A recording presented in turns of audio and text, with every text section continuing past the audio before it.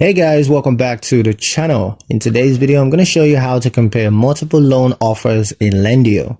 Once you receive several loan offers, comparing them carefully ensures that you choose the best term.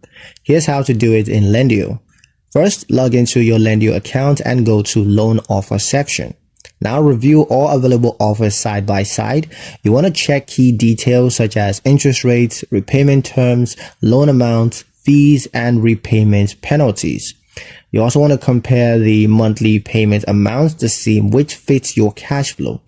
Also look at lender requirements, including documentations and collateral needs. You also want to consider the speed of funding, especially if you need immediate access to capital. You also want to evaluate flexibility options, such as the ability to draw funds multiple times or to pay early without penalties. Use Lendio's built-in comparison tools if available, which often highlights the most cost-effective option. Take notes or download the offer details for much easier references. Also choose offers that align with your business needs and long-term financial strategy. And that's pretty much it for the video, guys. Hope you liked it. Hope you found the information here useful enough. If you did, like, share, and subscribe for more helpful tutorials. Thank you guys for watching, and I'll see you in the next one.